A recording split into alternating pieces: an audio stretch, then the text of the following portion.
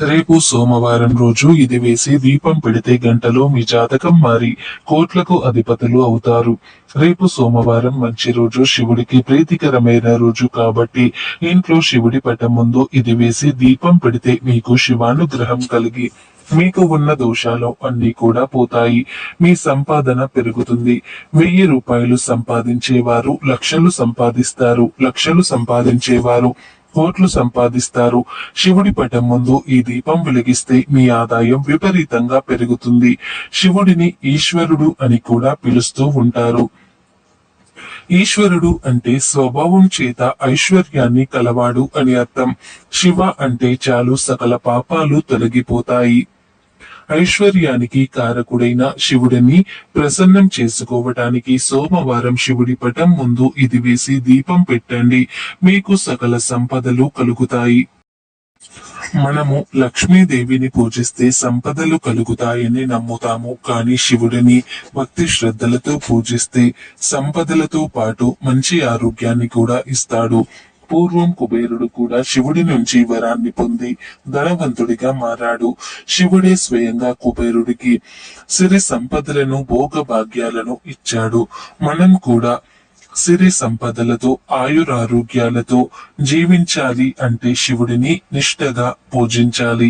అలాగే రేపు సోమవారం రోజు ఇది వేసి దీపం వెలిగించాలి. శివుడి అనుగ్రహం కలిగితే కుటుంబంలో మరియు సంఘంలో పేరు ప్రతిష్టలు పెరుగుతాయి. ఇంటిలో మనశ్శాంతి లేదని బాధపడేవారు, మంచి ఆరోగ్యం కోసం చిందించేవారు, సంపద పెరగాలని నిత్యం కోరుకునేవారు రేపు సోమవారం రోజున శివుడి పటం ముందు ఈ దీపాన్ని వెలిగించండి. దీపంలో కొన్ని వస్తువులు వేయటం వల్ల శివానుగ్రహం త్వరగా కలుగుతుంది.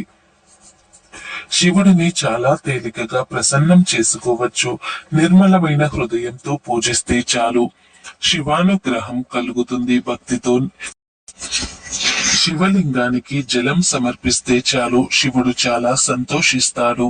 శివుడిని 19 పేర్లతో పిలుస్తారు. అయితే పురాణాల ప్రకారం శివుడు 19 అవతారాలను ధరించినట్లు ఉంది. విష్ణువు 10 అవతారాలు ఎత్తితే శివుడు 19 అవతారాలు ఎత్తినట్లు ఉంది. శివుడి యొక్క ఈ 19 అవతారాలలో ప్రతి ఒక్కదానికి ఒక నిర్దిష్ట ప్రయోజనం, మానవాళి శ్రేయస్సు, అంతిమ ఉద్దేశం కలిగి ఉన్నాయి. మరి ఆ 19 అవతారాలు ఏమిటో తెలుసుకుందామా? అలాగే శివుడి పటం ముందు ఏం వేసి దీపం పెట్టాలో కూడా ఈ వీడియోలో పూర్తి వివరంగా తెలుసుకుందాం. అంతకన్నా ముందు మా వీడియో నచ్చితే లైక్ చేసి షేర్ చేయండి. అలాగే మా ఛానల్ ని కూడా సబ్స్క్రైబ్ చేసుకుని మాకు సపోర్ట్ చేయండి. ఎందుకంటే మీ సపోర్ట్ అనేది మాకు చాలా అవసరం. పిప్లాద్ అవతారం శివుడు మహర్షి ఇంటిలో పిప్లాదిగా జన్మించాడు. అయితే పిప్లాద్ జన్మించడానికి ముందే మహర్షి ఇంటిని వదిలి వెళ్లిపోయాను. పిప్లాద్ పెరిగిన తర్వాత తన తండ్రి ఇల్లు వదిలి వెళ్లిపోవటానికి కారణం శని యొక్క చెడు ప్రభావం అని తెలుసుకొనెను. అందువలన అతని ఖగోళ నివాసం నుండి శని క్షమించమని శపించెను. తర్వాత అతని పరిస్థితిపై శివుడు జాలిపడి క్షమించెను. అయితే 8 సంవత్సరాల లోపు వారి మీద ఎప్పటికీ ప్రభావం చూపకూడదని చెప్పాడు. అందువల్ల శివుడిని పిప్లా రూపంలో పూజిస్తూ శని దోషాన్ని వదిలించుకుంటారు. ఇక 2వ అవతారం నంది అవతారం. నంది లేదా ఎద్దు శివుడి యొక్క వాహనంగా ఉంది. భారతదేశంలోని అనేక ప్రాంతాలలో శివుడిని నంది రూపంలో పూజిస్తారు. శివుడు నంది అవతారంలో పశువులకు రక్షకుడిగా ఉంటారని పరిగణిస్తూ ఉంటారు. ఇక 3వ అవతారం వీరభద్ర అవతారం. శచీదేవి దక్ష యజ్ఞంలో ఆత్మహత్య చేసుకున్న తర్వాత శివుడికి చాలా కోపం వచ్చింది. శివుడు అతని తల నుండి ఒక వెంట్రుకను త్రింపి మైదానంలోకి విసిరివేసెను. ఆ వెంట్రుక నుండి వీరభద్ర మరియు రుద్రకాళి జన్మించెను. ఇది శివుని యొక్క అత్యంత తీవ్రమైన శివుడు ఈ అవతారంలోని యజ్ఞం వద్ద దక్షిణి యొక్క తలను నరికివేసెను. ఇక 4వ అవతారం భైరవ అవతారం. బ్రహ్మ మరియు విష్ణువు ఆధిపత్యం పోరాట సమయంలో శివుడు ఈ అవతారం ఎత్తారు. బ్రహ్మ అతని ఆధిపత్యం గురించి చెప్పిన సమయంలో శివుడు భైరవ రూపంలో బ్రహ్మ యొక్క 5వ తలను నరికివేసెను. బ్రహ్మ తల నరకం వలన బ్రహ్మ హత్య పాతకం చుట్టుకుంటుంది. అప్పుడు శివుడు బ్రహ్మ పుర్రెను పట్టుకొని 12 సంవత్సరాల పాటు భిక్షాటన చేసెను. ఈ రూపంలోనే శివుడు అన్ని శక్తి పీఠాలకు కాపలా ఉంటారని చెబుతూ ఉంటారు. ఇక 5వ అవతారం అశ్వత్థామ. అశ్వత్థామ అవతారం ద్రోణాచార్యుడి కుమారుడైన అశ్వత్థామ శివుడి అమర అవతారంగా పరిగణిస్తారు. అతడు యుద్ధ నైపుణ్యంతో ప్రసిద్ధి చెందాడు. శాప ఫలితంగా భూమిపై తిరుగుతూ ఇప్పటికీ చిరంజీవిగా ఉన్నాడని నమ్ముతూ ఉంటారు. ఇక 6వ అవతారం శరభ అవతారం. శరభ అవతారంలో శివుడు ఒక భాగం పక్షి, మరొక భాగం సింహ రూపంలో ఉంటుంది. శివ పురాణం ప్రకారం విష్ణువు యొక్క నరసింహ అవతారాన్ని మత్సిక చేసుకోవటానికి శివుడు శరభ అవతారం ఎత్తెను. ఇక 7వ అవతారం గృహపతి అవతారం. శివుడు విశ్వనాథ అనే ఒక బ్రాహ్మణుడు ఇంట కొడుకుగా జన్మించెను. విశ్వనాథుని కొడుకుకు గృహపతి అనే పేరు పెట్టెను. గృహపతికి 9 సంవత్సరాలు వచ్చిన తర్వాత చనిపోతాడని నారదుడు అతని తల్లిదండ్రులకు చెప్పెను. అందువలన గృహపతి మరణమును జయించేందుకు కాశీకి వెళ్ళెను. గృహపతి శివుని అనుగ్రహం చేత మృత్యువును జయించెను. ఇక 8వ అవతారం దుర్వాస అవతారం. శివుడు విశ్వంలో క్రమశిక్షణ నిర్వహించడానికి ఈ రూపాన్ని ధరించెను. దుర్వాస గొప్ప యోగి మరియు తక్కువ నిగ్రహం కలవానిగా ప్రసిద్ధిగాంచిన 9వ అవతారం హనుమాన్ అవతారం. హనుమంతుడు శివుడి అవతారాలలో ఒకటి. రాముడి రూపంలో ఉన్న విష్ణువుకు సేవ చేయడానికి శివుడు హనుమంతుని రూపంలో అవతరించారు. ఇక 10వ అవతారం వృషభ అవతారం. సముద్ర మదనం తర్వాత ఒకసారి విష్ణువు పాతాళ లోకం వెళ్ళెను. అక్కడ అతను అందమైన మహిళల పట్ల తీవ్రమైన మోహాన్ని కలిగి ఉండెను. విష్ణువు అక్కడ నివసించిన కాలంలో అనేక కుమారులు జన్మించారు.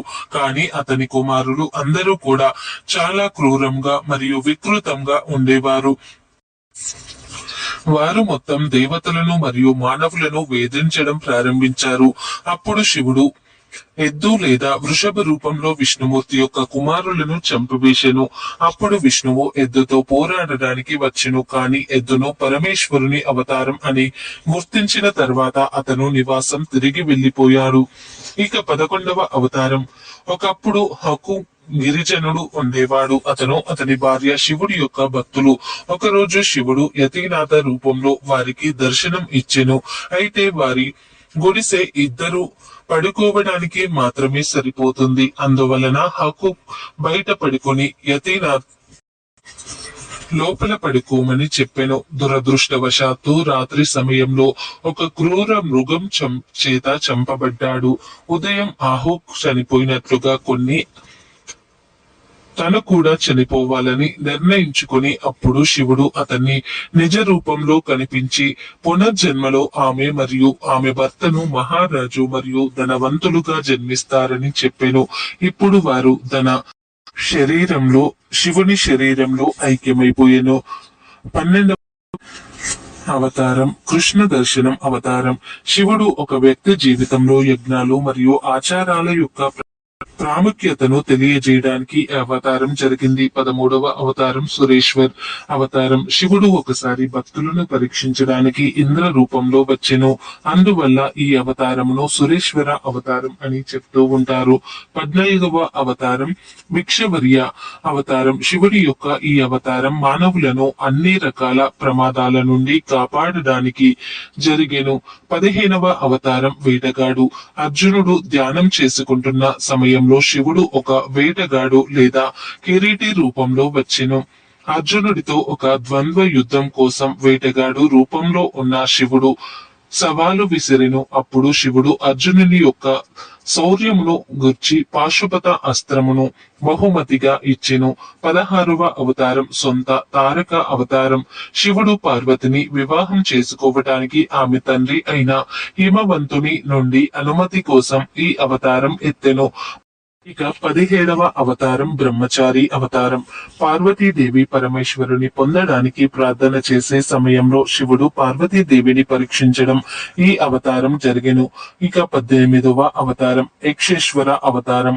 శివుడు దేవతల యొక్క మనసులోకి వచ్చిన తప్పుడు అహమును తొలగించడానికి అవతారం జరిగినది. 19వ అవతారం అవధూత అవతారం. ఇంద్రుని యొక్క అహంకారమును తగ్గించడానికి శివుడు ఈ అవతారమును తీసుకున్నాడు. ఇక వీడియోలోకి వస్తే రేపు సోమవారం ఉదయం స్నానం చేసి శివుడిని చక్కగా పువ్వులతో బిల్వ పత్రాలతో అలంకరించండి. శివలింగం లేదా శివపటం ఈ రెండింటిలో ఏది ఉంటే దానిని చక్కగా అలంకరించండి. శివలింగం ముందు ఒక తమలపాకు వేసి దానిపై ఒక ప్రమిదను పెట్టండి. ఆ ప్రమిదలో విడివిడిగా 2 వత్తులు వేసి నూనె వేసి ఏకవత్తితో దీపం వెలిగించండి. ఇక ఇప్పుడు ఆ దీపంలో 1 స్పూన్ పంచదారను వేయండి. అలాగే 1 స్పూన్ నల్ల నువ్వులను కూడా వేయండి. ముందుగా మీరు ప్రమిదలో కొంచెం తక్కువ నూనెను పోసుకోండి. దీపం వెలిగించండి. ఆ తర్వాత 1 స్పూన్ పంచదార 1 స్పూన్ నల్ల నువ్వులను ఆ ప్రమిదలో వేసి మీ సంకల్పం చెప్పుకోండి. దీపంలో పంచదార వేయటం వల్ల కుటుంబ సభ్యుల మధ్య సఖ్యత ఏర్పడుతుంది. సమాజంలో అందరికన్నా మీ కుటుంబానికి మంచి పేరు వస్తుంది. సంఘంలో మీ విలువ పెరుగుతుంది. ఇక నల్ల నువ్వుల విషయానికి వస్తే నల్ల నువ్వులను దీపం ప్రమిదలో వేయటం వల్ల మీ ఇంటిలో ఉన్న ప్రతికూల శక్తులు తొలగిపోతాయి.